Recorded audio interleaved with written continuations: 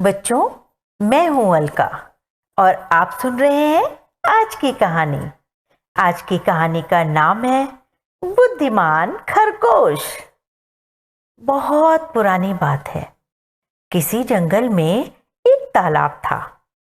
एक दिन दूर जंगल से हाथियों का एक झुंड पानी की तलाश करता हुआ उस जंगल में भी आ पहुंचा। जैसे ही हाथियों ने पानी से भरे तालाब को देखा, वे खुशी से चिंगारते हुए तालाब की तरफ दौड़ पड़े। उनके इस तरह दौड़ने से बहुत सारे मासूम और छोटे जानवर उनके पैरों के नीचे कुचलकर मर गए। मरने वालों में खरगोशों की संख्या सबसे ज्यादा थी। यह देखकर सभी खरगोशों ने कहा, इन हाथियों को पानी से भरे तालाब का अब पता लग गया है। अब ये रोज यहां आएंगे। इनके आने से हमारा मरना निश्चित है। हमें कोई ऐसा उपाय करना चाहिए जिससे ये यहां ना आ सकें। इन खरगोशों में चतुर नाम का एक बुद्धिमान खरगोश भी था। उसने कहा, मैं हाथियों के मुखिया के पास जाकर उसे यहां आने से रोकूंगा। इसके बाद वह हाथियों के मुखिया के पास चल पड़ा।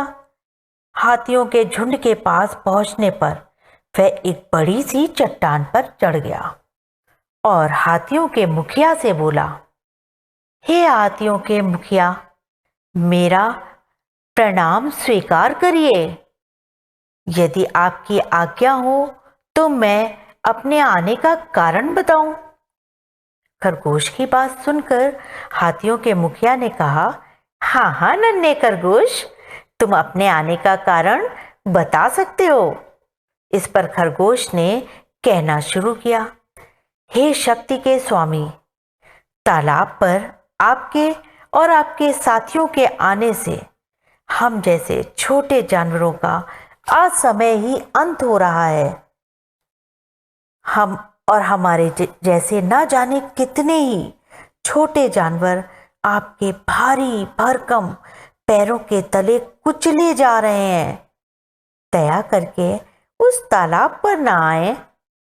इसमें हमारे साथ साथ आपका भी भला है। खरगोश की बात सुनकर हाथियों के मुखिया ने कहा, हे बुद्धिमान खरगोश, तालाब पर हमारे जाने से तुम जैसे छोटे जीवों को जो नुकसान पहुंचा है वह हमसे अनजाने में हुआ है। फिर भी हमारे न जाने से तुम्हारे भले की बात तो समझ आ रही है, किंतु इसमें हमारा क्या भला है। हे गजराज, मैं भगवान गणेश का परम भक्त हूं। हमारा मरना देखकर उन्होंने मुझे सपने में कहा कि मैं आपको उनका संदेश सुना दूं।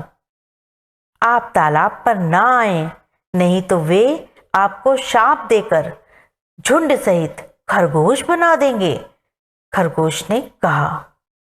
खरगोश की बात सुनकर हाथियों का मुखिया भय से थर थर कांपते हुए बोला, नहीं नहीं, हमें खरगोश नहीं बनना। हे गणपति महाराज, हमने आपका कहा मान लिया है। अब हम उस तालाब पर कभी नहीं आएंगे। हम आज ही इस तालाब से कहीं दूर चले जाएंगे। इतना कहकर हाथियों का मुखिया अपने झुंड के साथ किसी दूसरे जंगल की तरफ चढ़ पड़ा। चतुर खरगोश ने अपने दल पर आई मुसीबत का अपने धैर्य और बुद्धिमानी से अंत कर दिया। इस कहानी से हमें यह शिक्षा मिलती है कि मुसीबत आने पर घबराना नहीं चाहिए, बुद्धि और बल से काम लेना चाहिए।